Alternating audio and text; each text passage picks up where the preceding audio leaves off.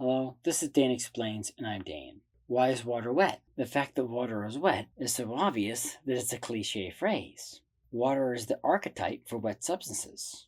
But why does it feel wet? And other fluids, like some oils, do not. Are there things wetter than water? It's complicated. Let me explain why.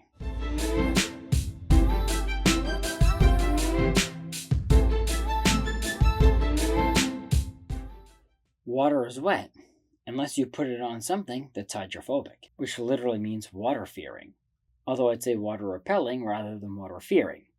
To be clear, this video is less about the very complex action known as wetting, and more about the human experience. But what makes something wet, scientifically speaking? That's defined as a liquid's ability to wet a surface, which basically means a liquid's ability to adhere to and coat a surface. A lot of different things go into that. Water is able to wet many surfaces because it's made up of polar molecules. When it comes into contact with a surface, the molecules are able to flip around like tiny magnets to align with the opposite charges on the surface the water is touching. How well it does this to the surface defines its wetting ability.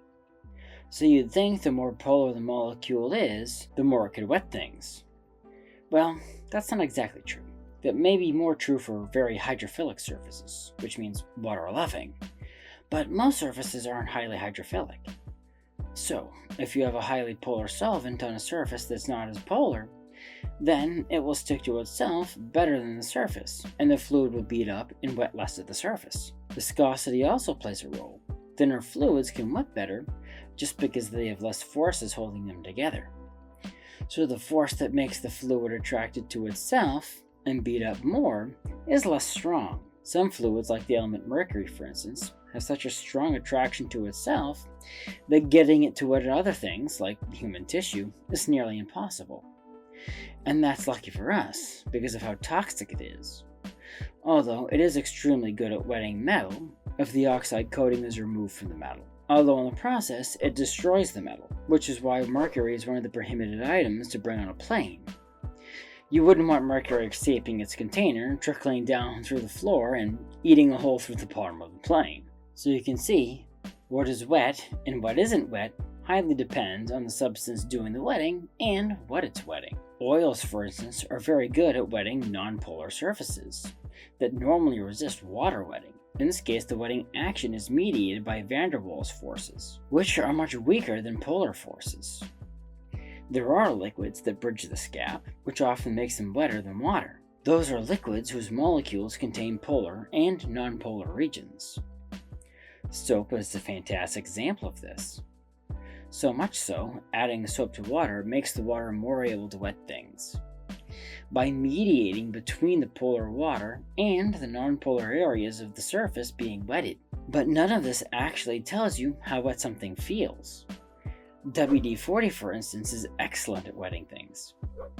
It's that wetting action that allows it to act as a strong penetrant. Because it's so much wetter than water, it's also able to drive water away from the surface and protect it from corrosion due to water exposure. But to human skin, water certainly feels wetter than WD-40. Why is that? Well, WD-40 is so good at wetting, it feels less wet, because the layer of liquid on the surface of your skin is very thin. So, you get less of that slippery feeling when you rub your skin wetted by WD-40. Well, let's consider another fluid, olive oil. Olive oil is an oil like WD-40, and subjectively, I'd say it does feel more wet than WD-40. But in spite of the fact that it leaves a thicker layer of fluid on the surface of your skin than water, for some reason, it doesn't feel as wet as water. That's because there's another effect that comes into play when we're sensing wetness, and it has nothing to do with wetting, or next to nothing, and that's evaporation. Water evaporates, which takes energy away from the skin, making the skin colder, in turn giving you a cooling sensation. Some fluids do this at an even bigger extreme, as anyone who's ever spilled nail polish remover on themselves can attest to, because they evaporate much faster than water, enhancing the cooling effect. However, due to its thinner nature, acetone and often other such solvents, often don't feel as wet as water when you rub them between your fingers due to their thinner nature, similar to WD-40.